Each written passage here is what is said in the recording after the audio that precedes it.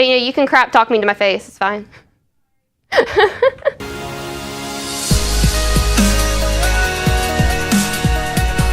Hello, and welcome to Unfiltered. I'm Kristen Schneider, and I'm here to set the bar really, really low for future episodes. So prepare to be disappointed. The point of this show is to discuss basically everything. Like our wonderful university, this show's content has #NoLimits.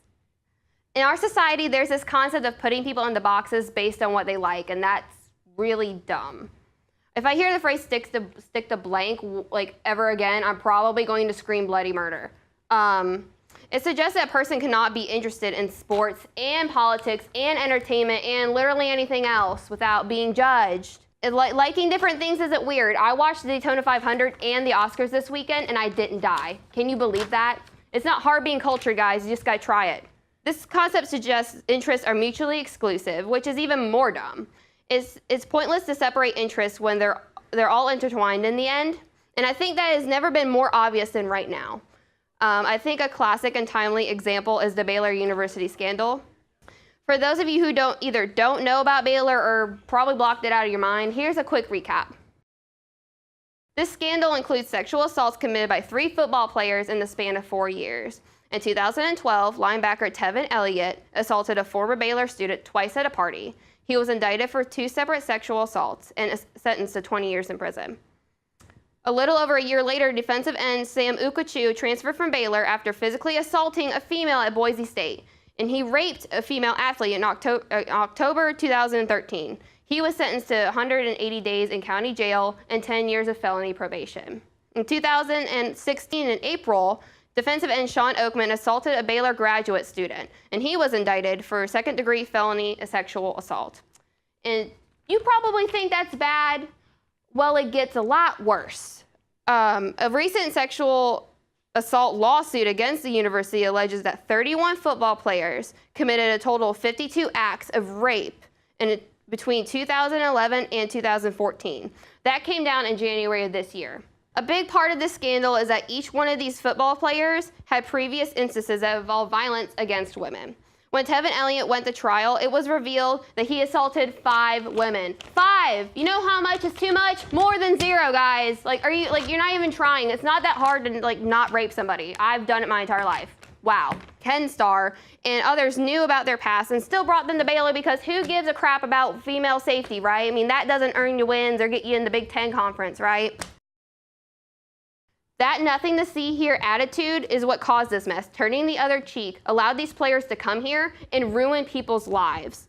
Just because you know someone, a coach, a player, an institution, does not mean they cannot do any wrong. There is a problem at Baylor, one that cultivates toxic characters, talents, and puts other students at risk because of wins and revenue.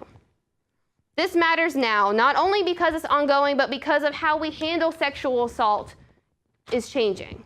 A 2011 clarification of Title IX requires colleges and universities to play an active role in sexual assault cases, and they must follow protocol that allows victims to anonymously report rape, and this guidance also ensures an investigation if there's a preponderance of evidence. Well, obviously, that's not going as planned, but, there's hope. I mean, what about this new administration that just came in, right? I mean, what's Donald Trump got to do with this, right? Well, New Secretary of Education Betsy DeVos was prompted about the Title IX guidance during her confirmation hearing last month. And she responded by saying it was too premature to say if she would uphold the guidance.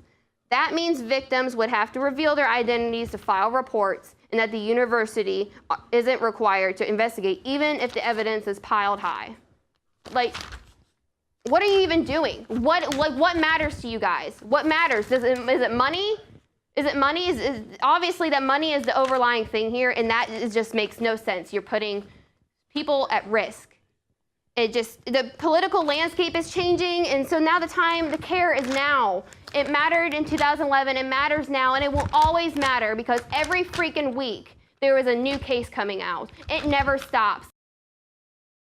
The Baylor football scandal is a case study of everything wrong with how American colleges and universities handle sexual assault. We turn a blind eye because they can throw a freaking football. Those things don't make for decent people. Standing up and raising awareness does.